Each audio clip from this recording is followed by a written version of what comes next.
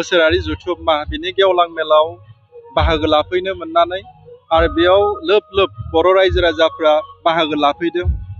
दुलाराय बर' फरायसा आफादनि जि मावनाय दांनाय बेखौ अनसायदों होनना जों फोथायनो हायो। मानो होनब्ला बे बाहागो लानायनि गेजेरजोंनो दुलाराय बर' फरायसा आफादनि मावनाय दांनाया आरोबाव गोगोम जायो। दुलाराय बर' फरायसा आफादनि मावनायनि हाबाफारिखौ आरोबाव मोजां रोखोमनि रिजलिउसन थांखिफोरखौ गथायनो हायो। आरो धेमाजि जिल्ला दुलाराय बर' फरायसा आफादा बे रोखोमनि खामानिफोरखौ मावदों। आरो बिथांमोना दुलाराय बर' फरायसा आफादनि मावनायनिनो जे सोलोंथाइनि बिथिं, समाजारि फोसाबनाय आरो रांखान्थियारि बेबस्था बेफोरखौ लानानै सावरायनानै जेखिनि बर' हारिनि न'खर आरो समाजखौ चेन्ज खालामनायनि हाबाफारि बिथांमोना बे खामानिखौ मावदों आरो बेखौ मोनथिनानै जोबोद गोजोननाय मोनदों। लोगोसेनो जिहेतुके धेमाजि जिल्ला दुलाराय बर' फरायसा आफाद अर्थात धेमाजि ओनसोला BKWCनि आवथायाव दङ। दा बिथांमोना फैबाय थानाय समाव दुलाराय बर' माहारिया जेरै जौगादों थिग बिदिनो धेमाजि ओनसोलाव थानाय गुदि फरायसालि, गेजेर फरायसालि, गोजौ फरायसालिनि भेन्सार स्कुलफ्रा जिहेतुके प्रभिन्सियेलाइज जायाखै, बे प्रभिन्सियेलाइजखौ 6.3 बिटिआर एकर्डनि क्लजनि जोहै मावफुंजानायखौ लुबैदों। आरो बियो सरकारनिया जिहेतुके मोनसे हें जाना थानाय मोनसे परिबेगा दङ। बेयो 6.3 जेब्ला जागोन अब्ला धेमाजि ओनसोलनि बे गुदि फरायसालि, गेजेर गोजौ फरायसालिनि प्रभिन्सियेलाइजआ जागोन। आरो लोगोसेनो आसाम सरकारा फोसावनाय जे high school, model high school बर' मिडियाम, बे मोनथाम धेमाजि जिल्लायाव गोग्लैदों। जेरै बेयाव नाम्बार 1 टेकजुरि आरो लोगोसेनो मिडिल जनाय आरो मोनसेया सिमेन्सापुरियाव। दा बेफोरो थाबैनो गायसनजागोन, बेखौ जोङो दुलाराय बर' फरायसा आफादनिफ्राय फोरमायदों रायजो राजानो, जिल्ला आफादाबो फोरमायदों।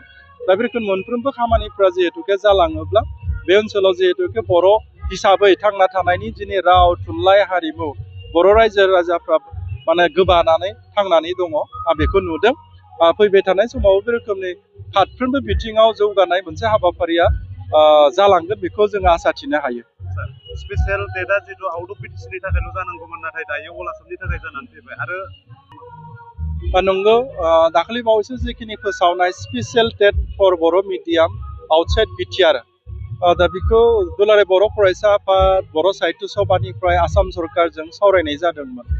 आरो कारना बेनोमोन जे आउटसाइड अफ बिटिआरनि बर' मिडियामनि फरायसालियाव जिहेतुके दिनैसिमबो भेकेन्ट पस्ट दङ बर' मिडियाम स्कुलफोराव, बेखौ सुफुंनांगौब्ला आउटसाइड बिटिआरनि फरायसाफ्रानो बेयाव एप्लाइ खालामनानै बेयावनो फोरोंगिरि हिसाबै मावनानै थायोब्ला जे गोजोर जागोन।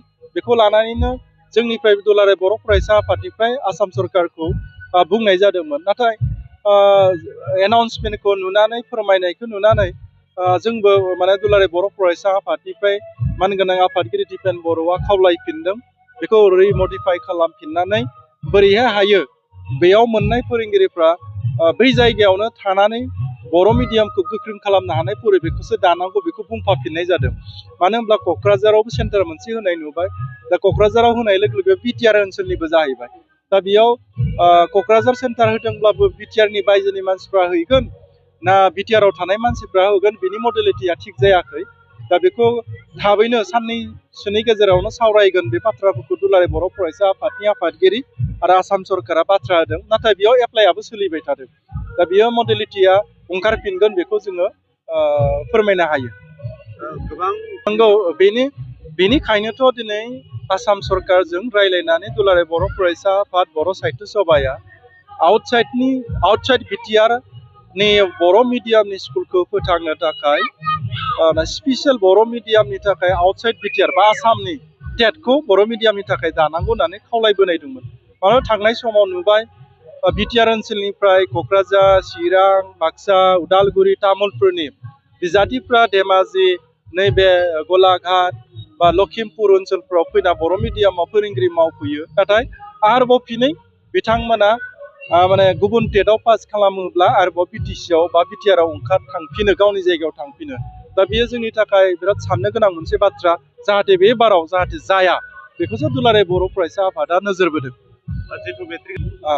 नंगौ, फैबाय थानाय जे 2026नि HSLC आनजाद आरो HS आनजादाव जाय बर' फरायसाफ्रा एग्जाम होगोन, मोजां रोखोमै जाहाथे पास खालामनानै मानसि मोजां माने गिदिर फरायनो हानाय परिबेगा जाहाथे जायो, आरो जाय फरायसाफ्रा दिनै क्लास 10 आरो 12आव फरायबाय थादों बिथांमोनखौ आङो दुलाराय बर' फरायसा आफादनिफ्राय बेस्ट विजेस जासिबाय जिबनाव साक्सेस खालामनो थाखाय नाजा फैबाय थानाय समाव जोंनि बर' हारिनि थाखाय सासे मोजां बिउरोक्रेट जाहाथे जानो हायो गावखौनो मानसि हिसाबै मुलुगाव फसंना दोननायाव फरायनायखौ सिगांग्रो खालामो बेखिनि बाथ्राखौ आङो बेस्ट विजेस जासिनानै साफ्रोमनिबो केन्डिडेटनि साक्सेसखौ आङो कामना खालामबाय